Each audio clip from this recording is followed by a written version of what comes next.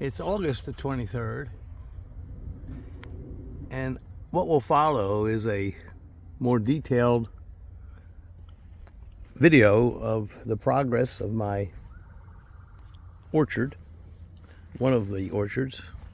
I call orchards. And you will remember in one of my videos called Casualties of War, I lost my fig trees nearly all to the ground, except for the Celeste, which there was a few branches on the bottom that survived because it's so hardy. But every other one went all the way to the ground.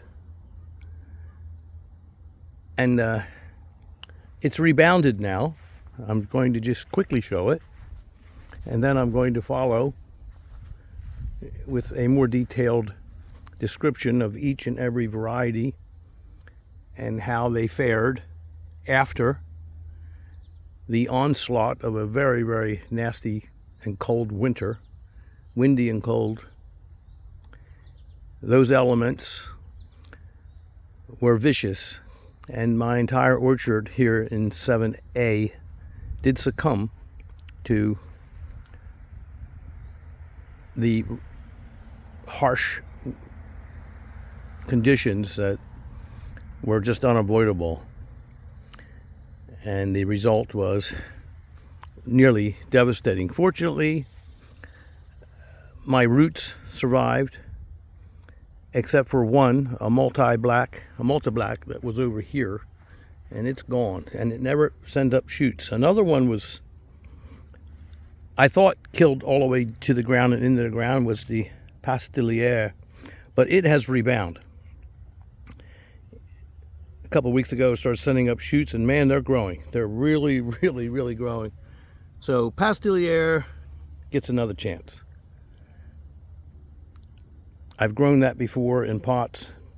That one came from a pot, and I'm going to leave the jury out on that one. I was concerned of how serious the dieback was, but it did recover, as all the others. Look at the others, though. That's all new growth. Everything you see here is new growth. It's all new growth, all of it. From the Mabrasica, the Alma, the Ronde Bordeaux, the LSU Tiger, the Pastilliere I just talked about, and here is improved Celeste. Over there is one of my prized heirlooms.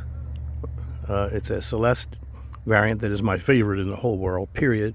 I've talked about it. Another Ronde Bordeaux. Here is a LSU Champagne. And look at the leaves on this LSU Champagne. Look at this. Look at the regrowth. Look at that. So if you could scale that, look how big these leaves are. Look at it. And it's very healthy. It's doing very well. It's making fruit. There's fruit down in there, as you can see, all the way up. And I think most of it will get ripe, but I'm going to have a late ripening season or harvest. That I'll go into more detail in the next video about how many figs there are and which ones produce the most figs. The Ronde Bordeaux has done very well. There are some very nice developed figs in there, some that are definitely going to ripen, but not soon. They would be ripe now, right now, for sure, absolutely, period. They're going to be a month late at least. We talked about that before, and we'll go into more details about it later. But this Alma, which is not an LSU fig, but the University of Louisiana hybrid, is producing lots and lots of fruit, and it's rebounded very nicely. Look at it; it's a very healthy. I went through a lot of effort. I expended a lot of effort to keep the branches straight and tall so that they would lignify and the bushes would have the trees would have a permanent good shape. Here's Peter's Honey over here. I mentioned LSU Tiger. Here's Peter's Honey here, and you can always rely on Peter's Honey to just always make fruit. I don't care what happens to it. It's just unbelievable. This is all new growth, and this is a work. I cut it back significantly. A work, always a very successful cultivar, but I wanted to make room for this additional which I have growing here, LSU Champagne. I prefer Champagne, LSU Champagne, much more than O'Rourke. O'Rourke's a solid fig though. Here's another Ronde Bordeaux there.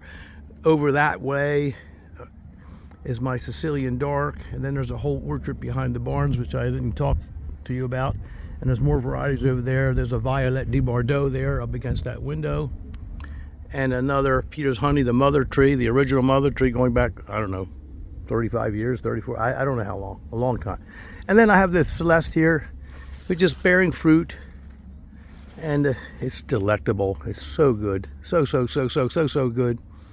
And not a lot, because again, the dieback caused significant damage. So with that, and there's my little fig orchard, or not orchard, my little cutting garden, which I talk about, where I'm growing things, and you can just see it's beautiful. And it's growing so nicely. They were all killed to the ground. And of course, some of my favorites, Smith, Ronde Bordeaux, are in here. And I also have Italian 258 and Black Madeira. Interesting, I put 3 cuttings of Black Madeira. And I've never had fig mosaic virus. Only that one has it, that little cutting. I extracted one. I should show them very quickly. But look at that beauty. Completely free of virus. Just a beautiful, beautiful tree. All these trees are beautiful. And I extracted one earlier, and I made a video of it. Here's my Italian 258 extraction, and there's my beautiful little extraction. It came right over there. I just showed you. There was 3 cuttings, and I extracted this one, and I showed it on video. And there it is. And I just finally got it out into full sun. And it's just flourishing. It's just doing so well. I pinched it back, and it's got a nice development of scaffolding, and so does this one. This is scaffolded properly. I pinched it, and there you have it. It's just beautiful. These are going to be beautiful trees. They're going to be a gift. They're both earmarked for a gift. So I know where they're all at. I know where the trees are at, and I get to go look at them sometimes, and I marvel over them, and I so enjoy giving away. I hear Debbie beeping the horn. We're supposed to take a day trip to Lancaster, and so we are on our way. Thank you very much. I hope you enjoyed this short video. There will be a more detailed one following. And with that, on this glorious day, it is a Saturday, and I believe it's the 23rd of August. On this absolutely gorgeous day, good day to all of you out there, fixters. I'm going to go have a boatload of fun today.